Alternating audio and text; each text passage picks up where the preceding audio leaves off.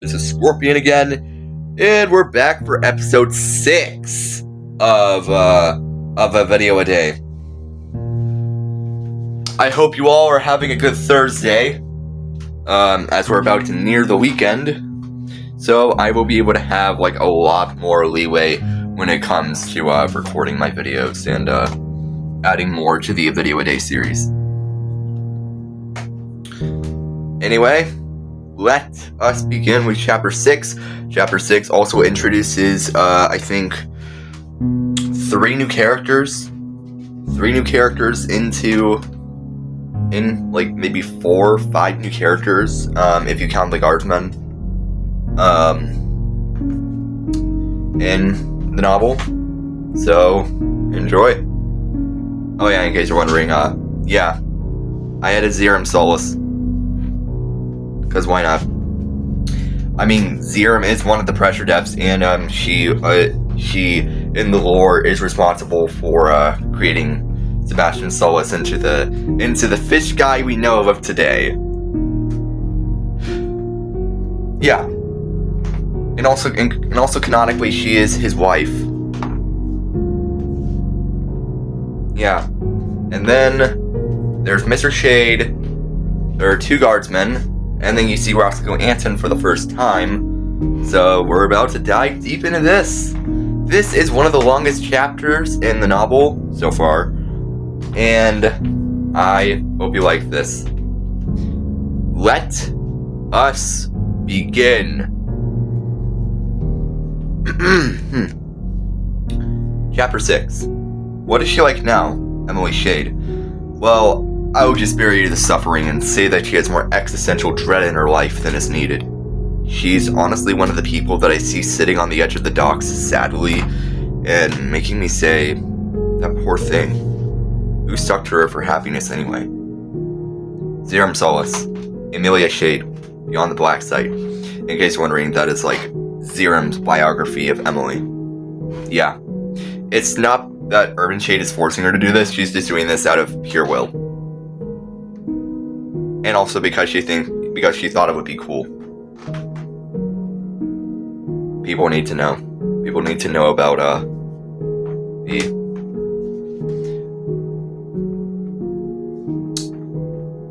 I was gonna say released imaginary friend, but I already did make a drawing of her, but yeah.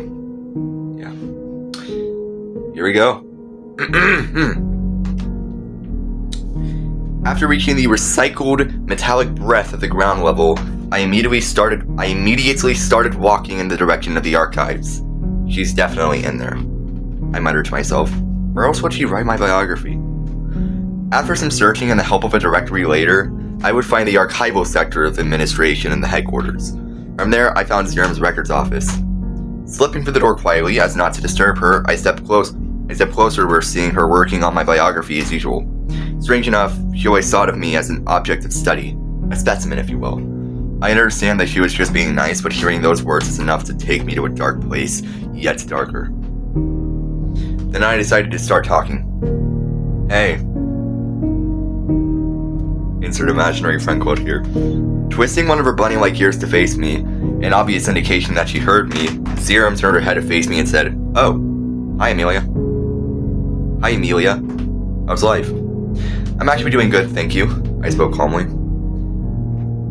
I actually added that in because it was for the whole Dumbledore spoke calmly sort of thing, like in Harry Potter 4. Yeah. You will know if you ever see it on YouTube. Aside from this video. That's good to know. I was hoping you would say that. Yeah, but it's not about me, Zerum. Oh, who's it about? It's about Sebastian. He wants to see how you're doing. Okay, Amelia. Let me cut to the chase. I'm doing fine. If he asks for future reference, I'm just finishing up working on your biography for today. Got that? Yeah. Understood, ma'am. Good. Now let me be. I'm a woman of my word after all. Okay, thesis in air. Uh-huh.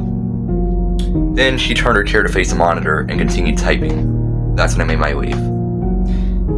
Transition. Leaving the room and the sector altogether with its lengthy and narrow crimson hallways and its many accompanying office-themed side rooms, Reference to the Black Site administration and pressure, obviously.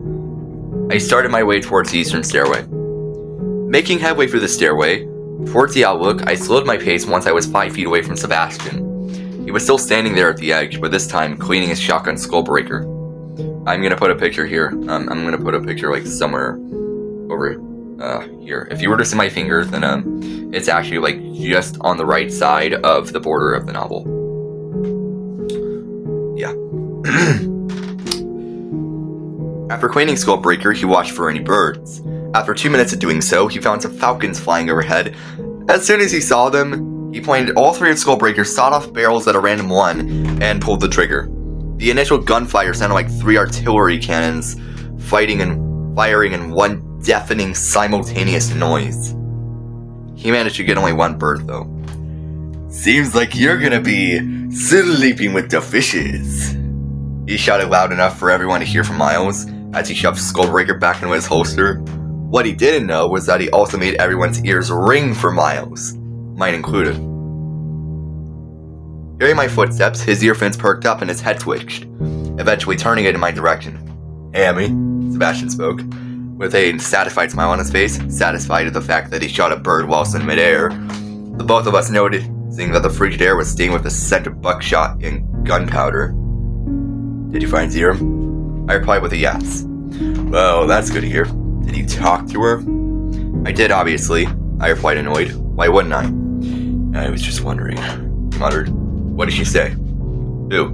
"Zerum, idiot! Who else would I be talking about?" Fair point, Zerum. Fair point, Sebastian. "Well, what did she say?" "She basically said that she's still working on my biography. Nothing special." "Okay, good to know. Now come on, Mr. Shade, your father has to see us." Then we started walking towards his office overlooking the loading docks. Wait a minute. Did you just say us? Oh no, I didn't say us. I definitely didn't say us. Sarcasm, Sebastian. Very cool. Hey, at least I'm not bossing you around like your old man, both figuratively and literally. Definitely geek. Remember when he ordered those researchers to remove your heart for some stupid experiment? Hearing that made my limbs feel stiff and unmoving, like they were made of tungsten. I added that because of the tungsten cube meme. There's a lot of pop culture references in this. Yeah, just letting you know, specifically when it comes to like the internet. Yeah, a lot of memes. I'll add the meme probably at the end of the video as a joke. Probably. Oh wait, I probably shouldn't have said that. Anyway, I regained my composure. My British clip is sharp as a harpoon. Yeah, I do. I was stuck in entire mode for the last 22 years, and I found it rather pleasant, thank you very much. I know you're lying, both to me and yourself. Don't let Mr. Shade force you to believe everything he says about you. Okay, Sebastian. Lesson learned. Aside from that, I just want to say, I care about you, Amelia. I really do. More than anybody else in the world. And don't let anybody tell you I don't, because they're wrong. So very freaking wrong. I know, Sebastian. I know. You should. And Sebastian? Yes. What do you want to tell me? I love you. We're in good fun. I say it as we reach Mr. Shade's office door, the pain in my legs having returned like a bitter friend. I love you too, Emily Shade. He replied, smiling comfortingly. Then he patted me on the shoulder, calming my redlining heart for a split second, and made a big loud knock on the hallway door, one that sounded like the pounding of a gavel. My heartbeat started to climb once more. Judgment was coming, and Mr. Shade was my King Minos. Another Dantean reference! Oh, I should not have added that. That's weird. Yeah, nice addition, yeah? Yeah, I added that in, because why not? Anyway, I'm just gonna put the transition. Here we go. You rang? That'll be the voice of Scorpion, now decked out in all of his armor, cradling an assault rifle in his arms like it's his own child. We knocked, actually, Sebastian clarified in annoyance. We don't have doorbells. Well, maybe, Scorpion replied, getting more defensive by the minute. You should shut the hell up with your arrogance. Well, sir, You aren't that humble of a person anyway. You got stupid anger issues, and you know it. So maybe you should shut the hell up for everyone else's sanity. What? When was it about anyone's sanity? I'm losing my marbles arguing with you. So maybe we pipe down a little, the both of us. Mr. Shade is probably listening, and why would he? He's practically deaf. He's... Damn, I can't even come up with a good snappy comeback. That's kind of the point there, bro. Yeah, at least we aren't arguing anymore. Yeah. Well, nice talking to you. I guess. Later, Mr. Solace. And H-S. I turn to face Scorpion. Yes? Hope you make it out alive. Keep your chin up, girl. We're counting on you. And by we, I mean me. Okay. Later, Scorpion, I guess. After Scorpion left us to the silence of the hall, a different kind of presence approached. This guardsman moved with a heavy rhythmic grace, his armor plated more thoroughly than any I'd seen before. Despite the bulk, his voice was surprisingly soft. The measured, mild-mannered tone of Lieutenant Guardsman Roscoe Anton. Hey, you two. Follow me. He spoke, nodding toward the corridor. Mr. Shade will see you now. So we followed him. Right this way, he ordered as we turned a corner. We fell in step behind him. As we rounded a corner, Roscoe glanced back at me, his gaze lingering on my face for a second too long. You should consider yourself a lucky woman. Play your cards right and you might as well end up being elected president. I blinked, my gaze dropped into the lethal, modified Heaven Piercer Mala pistol locked to his thigh. It looked far too dangerous for a man this polite. Roscoe, what's not going to do into Leon? I asked, my voice echoing a mix of confusion and nerves. Being elected president? What on God's green earth does that mean? Sebastian let out a low, gravelly chuckle from behind me. It means you might be getting a promotion, kid. Become your father's right-hand man, or woman. Depends on if you're looking to join the family business or to survive it. Roscoe stepped in front of a set of heavy reinforced doors. He turned to face us, his posture straightening in a professional line. Oh, I forgot I had a period there. That's weird. There we go. Okay, you two, listen in. What you're about to hear stays between the three of us. Understood? He stepped closer to me, his voice dropping an octave. Maybe Shade, this may sound difficult to hear, be a little weird. Look, your father, Mr. Shade, is feeling ill. Quite ill. I felt a cold prickle at the back of my neck. The imaginary friend stirred. Both of us were terrified of what would come from that, but Roscoe kept talking, his instructions coming out like a tactical briefing. So, what I want you to do when you go in there is follow it. I want you to show absolutely no signs of sadness or distress, no weaknesses or the likes. Look him dead in the eye. Answer him in a clear, discernible tone. And for the love of God, Shade, don't go off on one of your tangents to change the subject. We all know how much you have to do that when you're cornered. And whatever you do... Then he leaned in, his voice barely a breath against the hum of the facility's vents. Don't talk about her too much in your mother. Okay? The air in the hallway felt very suddenly thin. Mentioning Mrs. Shade was the quickest way to end a conversation, and potentially a life, anywhere, whether you were in the headquarters or one of the many black sites. I swallowed hard, my throat tightening as much as a grip on my concealed crucifix. Yeah. Understood? Understood, Lieutenant. Good. You're polite, stepping back and gesturing to the door. You may go in now. See you on the other side. As I pushed the door open, I heard him turn back to the cobalt blue entity behind me as he began conversing with Sebastian. Now, Sebastian, you know the drill here. You've been in MR-P for a long time now, so I pulled the door behind me, its hydraulics hissing like a snake, cutting off the lieutenant's words and leaving me in the heavy, sterile silence of my father's office. The silence was too much. The pressure of the silence felt painful in my eardrums. I wasn't ready. I wasn't ready for this. I was completely unprepared to face my ill father in a big conversation. The one man who couldn't even say my mother's name. Mr. Shade was in his wheelchair. A gray-framed, blue border-glowed wheelchair with tank treads in the place of wheels along with a dark blue back cushion and armrests. A large, dark blue blanket draped over his legs, overlooking the loading docks from the vantage point of his office. He didn't turn when the door hissed shut. He didn't have to. He could hear the stutter of my heart. The 2 guardsmen flanking him turned instead. Ooh, I'm gonna put this in light mode. You're not supposed to see the black lines. To his left, lead guardsman, redacted, narrowed his eyes. What do you want? I strained my back, forcing my composure to the surface. Hi, Mr. Shade. Lead guardsman, lead guardsman, redacted. Guardsman, redacted. It's me, Amelia. I came because you wanted to talk to me. Oh, right, the promotion. Lead guardsman, redacted, responded, clearing his throat from a recent cough as he turned Mr. Shade's stretch wheelchair to face me, hence showing the scarred and bruised face of a frail old man. Mr. Shade was a cruel, frail, decrepit old man with white, messy hair and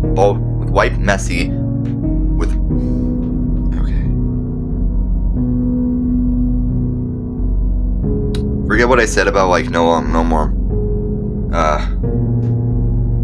live revisions. This part is, like, repetitive. I'm gonna change it. So don't mind me. Let's see.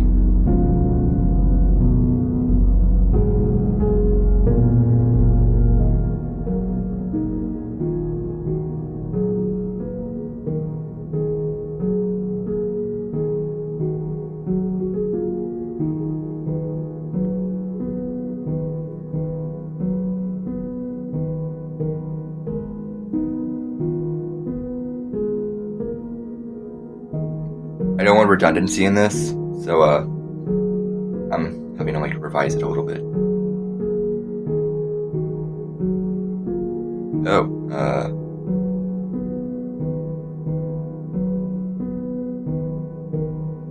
Let's see. Okay. Alright. We're good. We're good here.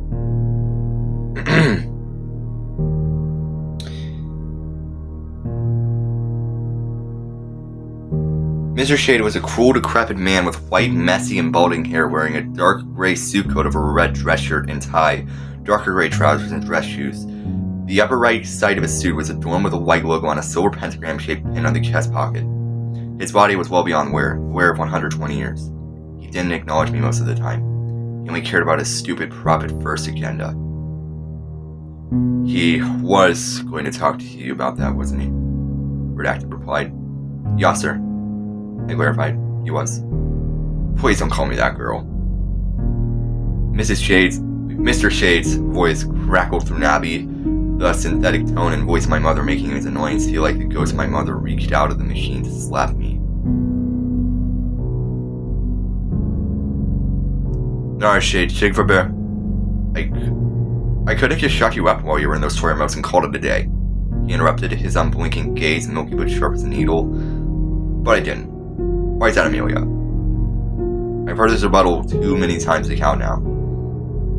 I usually just come out with the usual answer. Because you have faith in me? No, Amelia Rosegreen Shade. It's because I have faith in you. And I will until my dying breath. Still same answer, sir.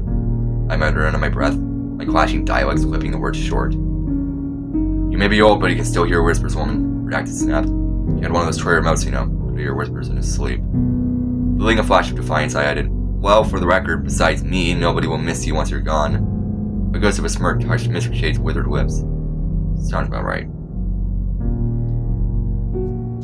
So, onto the subject of the promotion. I propose, clapping my hands together, the sound echoing in the near empty room. Now you fill in the blanks. Well, about that, Guardsman Redacted shifted uncomfortably.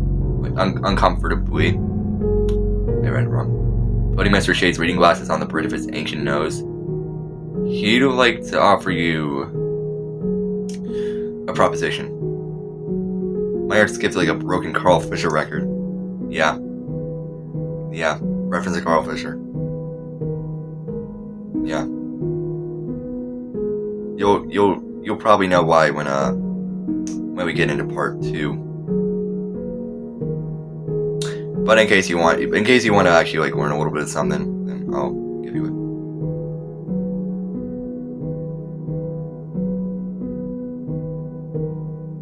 this stuff.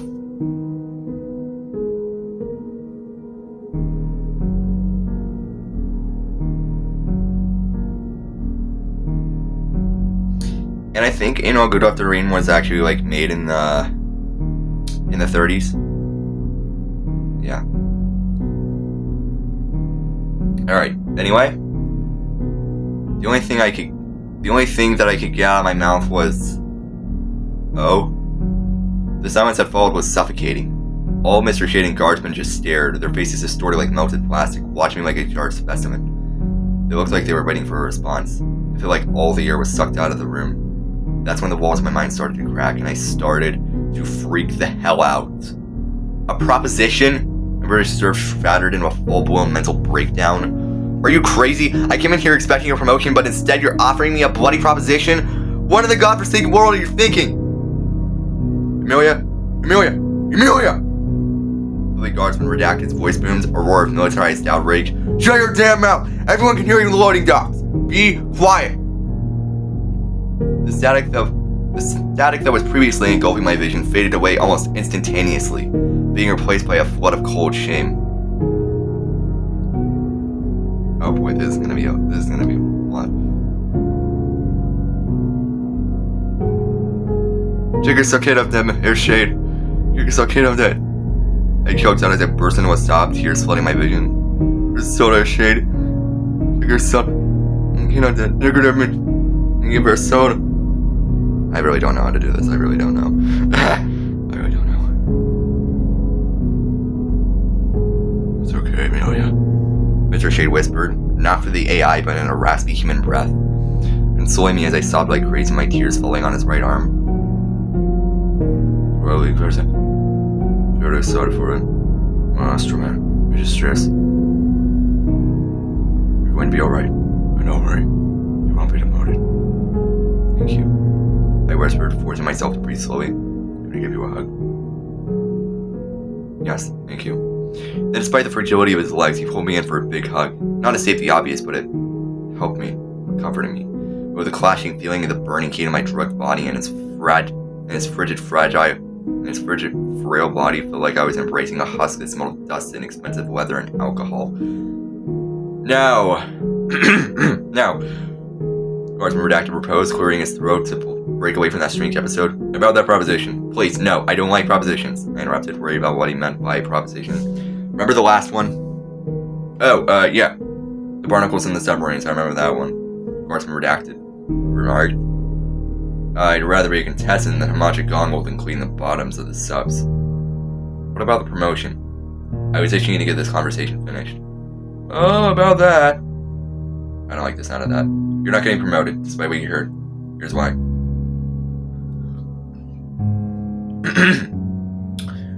Due to CCTV footage, our intelligence was able to find that you, Amelia Shade, were sneaking out during midnight hours, taking daily medication early, and to top it all off, smuggling exactly 8 syringes of Sprint.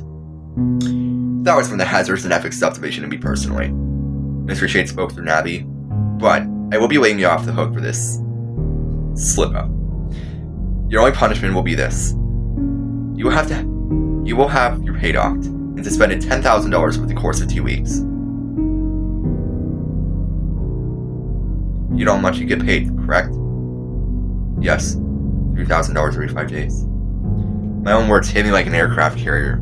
I was just put into debt by my own father. Tears started to glisten in my eyes, but I fought them down, hiding my fear.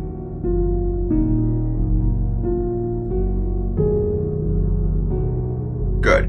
But you don't want to hear the proposition? Well...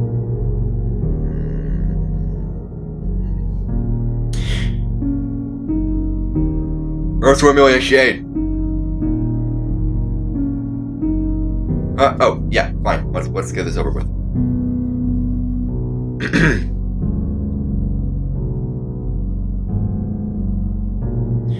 You and Emmerdash P. Sebastian Sola sort of sweep, scrub, and mop the helipads. No exceptions. I froze. Did he just say the helipads? Yes, I made myself clear of that. Do you even know what happened to the last guy who was cleaning the helipads? Yes, I know what happened. You know Sebastian, in my mind. You know Sebastian and I might die out there, yes? Why are you so concerned about Z-13? But he's 10'9". He could get his head chopped off by helicopters that are landing. Look, Amelia, I love you. My father replied, the cold monotone voice of Nappy returning, sounding not like love, but the ghost of my mother being forced to lie. I never let anything bad happen to you, but I'm not responsible for death. You just took your previous statement and then threw it out the window. I barked, unconvinced. Yes, I'm aware. Do you really love me? I asked Mr. Shade, even more unconvinced. Because if you did, then you would not give Sebastian and I a literal death sentence. Yes, he does love you, Navi smoothly interjected. But we're out of Emerald Ash P's to do the job, and every Emerald Ash P that was offered the job is too scared to even step foot on the helipads.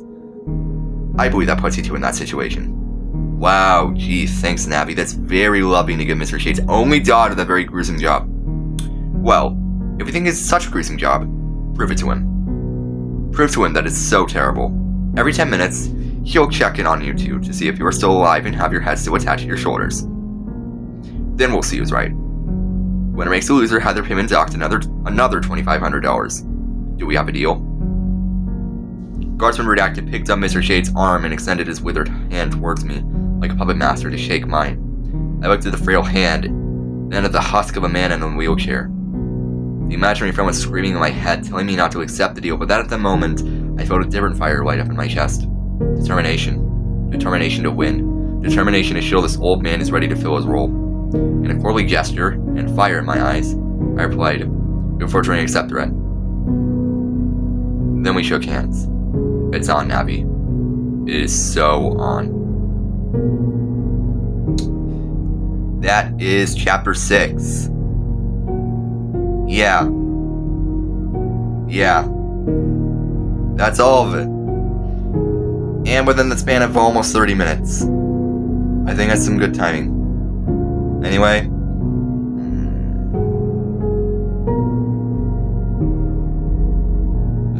Let me just put on dark mode now. It's probably ruining your eyes. There we go.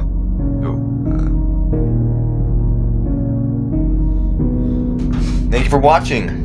I hope that you are having an amazing evening, and I will read with you guys tomorrow.